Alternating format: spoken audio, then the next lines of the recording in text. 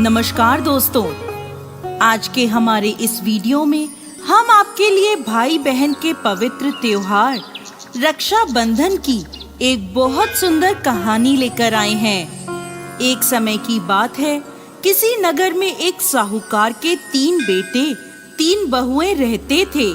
साहूकार की सबसे छोटी बहू बहुत सुशील और संस्कारी थी। साथ ही वो भगवान कृष्ण की अनन्य भक्त थी। सावन के महीने में साहूकार की दोनों बहुएं रक्षाबंधन के त्योहार पर अपने अपने पीहर जाने की तैयारी करने लगी। सुबह जल्दी उठकर घर का सारा काम करने लगी तो छोटी बहू ने पूछा, क्या बात है दीदी, आज इतनी जल्दी जल्दी काम क्यों कर रही हो?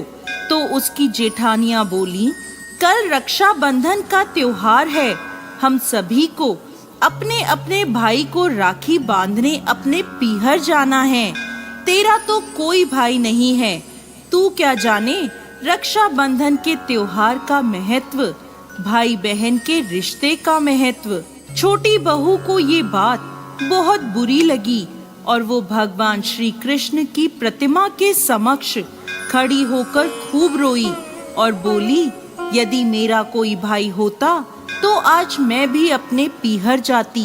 अगले दिन रक्षाबंधन का त्योहार था। सुबह सुबह उसके घर उसके दूर के रिश्ते का एक भाई आया और आकर साहूकार से बोला, ये मेरी बहन है, मैं इसके दूर के रिश्ते का भाई हूँ और इसे रक्षाबंधन के त्योहार पर अपने साथ अपने घर ले जाने आया हूँ।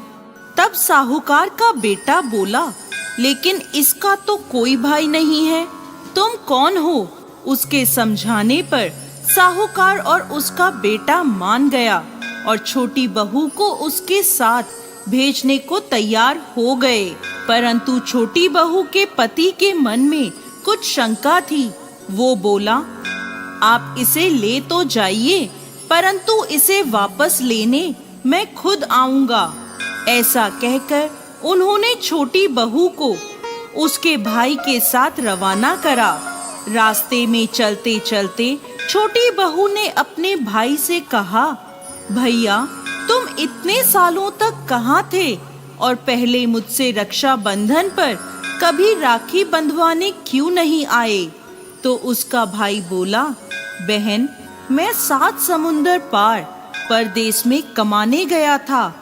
अब वह दोनों अपने घर पहुँचे तो घर में भाभी ने अपनी ननद का स्वागत किया, खूब आवभगत करी।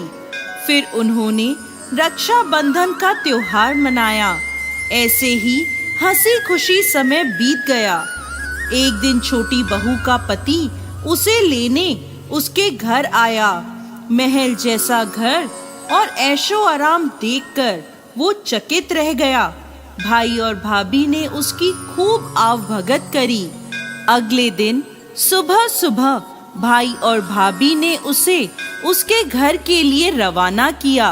विदा करते समय उसे खूब सोना चांदी हीरे जवाहरात आदि दिए। थोड़ी दूर जाने पर छोटी बहू का पति बोला, अरे मैं गलती से अपना कुर्ता वहीं भूल आया हूँ। तब वह बोली, कोई बात नहीं, आपका कुर्ता तो पुराना था, इतनी दूर वापस जाएंगे तो घर पहुँचते पहुँचते अंधेरा हो जाएगा। लेकिन उसका पति बोला, नहीं, मैं वापस जाकर अपना कुर्ता ले ही आता हूँ। ऐसा कहकर वो दोनों उसके भाई के घर के लिए वापस रवाना हुए।